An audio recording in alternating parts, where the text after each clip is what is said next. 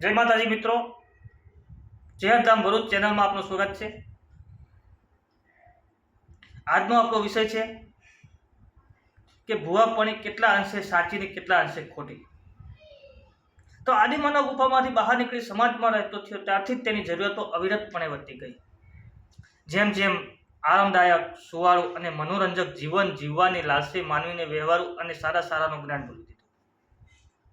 પરિણામે પોતે જ ફેલાવી મહાજાળમાં પોતે ફસાતો ગયો।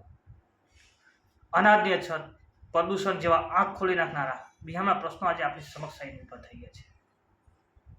માણસ દિવસે ને દિવસે દેવામાં આવતો થઈ ગયો છે। દિવસે ને દિવસે એની કાર્યશીલ પદ્ધતિ વધવી જોઈએ એની જગ્યાએ નીચે આવતો હતો। એનું કારણ આજે ઘણા બધા વ્યક્તિ ઓનલાઈન ગેમના રવાડે ચડી ગયા છે। કેટલાક સટ્ટા બજારમાં, કેટલાક શોર્ટકટ રસ્તા અપનાવે, શોર્ટકટ તાત્કાલિક અને કરોડપતિ થઈ જવું। જ્યારે આવી બધી પરિસ્થિતિ ઊભી થાય ત્યારે માણસ દેવામાં ડૂબતો જાય છે અને એના લીધે એ કંઈક ને કંઈક ભુવાના જાસામાં આવતો હોય છે। ત્યારે ભુવા શું જવાબ આપે છે એ તો આપ જાણો જ છો। મિત્રો, બધા જ ભુવા ખોટા હોય છે એવું નથી કહેતું। ઘણીવાર એવું બી બને છે કે માણસ ખરેખર કોઈક ના દેવથી પીડાતો હોય છે, કોઈક પિતૃથી પીડાતો હોય છે। ઘણીક વાર એવી સમસ્યા બની શકે છે, પણ એ કેવું હોય છે કે જ્યારે સારામાં સારો બિઝનેસ ચાલતો હોય, સારામાં સારો ધંધો ચાલતો હોય, સારામાં સારો લેવલ હોય અને અચાનક કોઈ કારણો વગર નીચે આવતો હોય, સારામાં સારો ધંધો ચાલતો હોય, ત્યારે હોઈ શકે કે આ પરિસ્થિતિ ઊભી થઈ શકે છે। તો ભુવાપણી કેટલા અંશે સાચી અને કેટલા અંશે ખોટી, આ એક આપણો વિષય છે। આ ટોપિક પર આજે આપણે ચર્ચા કરીશું। તો સૌપ્રથમ તો ભુવાપણી ખોટી હોય છે એવું કહેતો જ નથી। ભુવાપણી 100% સાચી હોય છે, પણ કેટલાક ભુવા પણ શોર્ટકટ તાત્કાલિક કરોડપતિ થઈ જવું છે, જેના લીધે આજે ઘણા સારા એવા ભુવા બદનામ થઈ ગયા છે।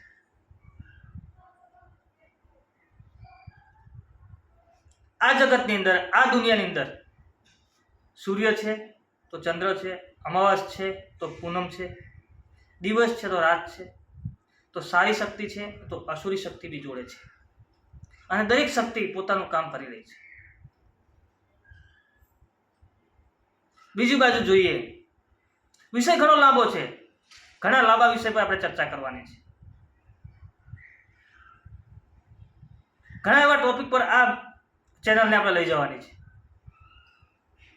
મારી ઘરે પણ 84 ખાતાની ચેહર માતા, સધી માતા અને મારી કુળદેવી હિંગળાજ ગોગો બેઠેલા છે। આ બધા જ દેવ એક જ મંદિરની અંદર બેઠા છે।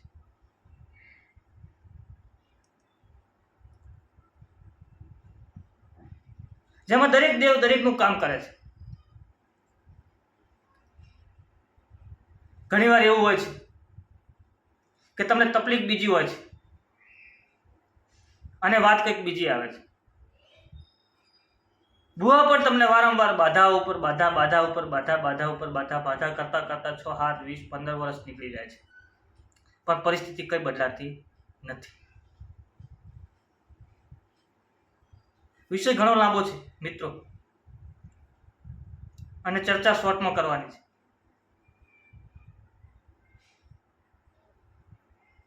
તો ઘણા એવા વિષય પર આપણે ચર્ચા કરીશું કે તમારું મંદિર છે તો મંદિરમાં કુળદેવીનું સ્થાન કઈ જગ્યા પર હોવું જોઈએ, તમારા ગઢીઓએ તમારા બાપ દાદા જે માતા લાવી છે માતાનું સ્થાન કઈ જગ્યાએ હોવું જોઈએ, કે તમારા મોહાણની માતા છે એનું સ્થાન કઈ જગ્યાએ હોવું જોઈએ,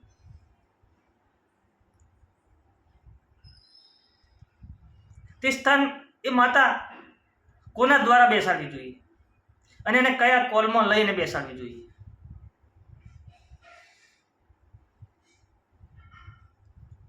જો ભુવાપણી વિશે વધારે જાણવા માંગતા તો મારી ચેનલને એકવાર મિત્રો સબસ્ક્રાઈબ કરી દેજો અને શેર કરી દેજો અને લાઈક કરજો।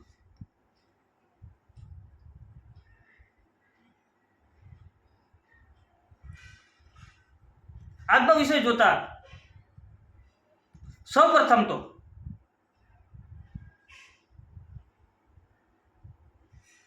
દેવ ને દેવી શક્તિ એને બેસાડવી, એને લાવવી, એને પૂજવી બહુ જ સહેલી છે. એને સાચવવી બહુ અઘરી છે. સચવાય તો જ લાવો ને તો જ પૂજો. દરેક દેવ, દરેક માતા અને દરેક વસ્તુ પોતાની એક વેળની કિંમત હોય છે.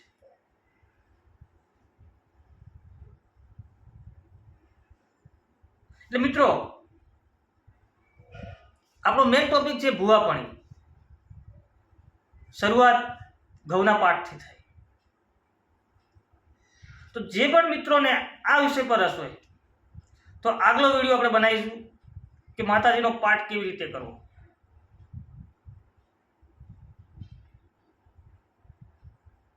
કોનું આહવાન કરવું પાઠમાં, કેવી રીતે જોવું, અને આ વસ્તુ કેટલા અંશે સત્ય છે.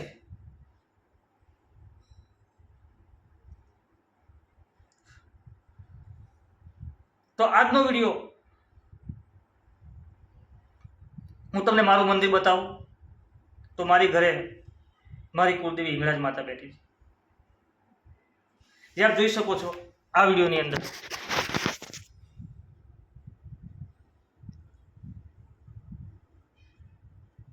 આ રીતે આ માતાજીની બેઠક છે.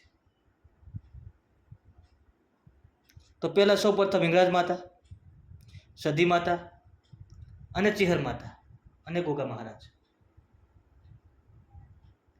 આ રીતે આ મંદિરની બેઠક છે.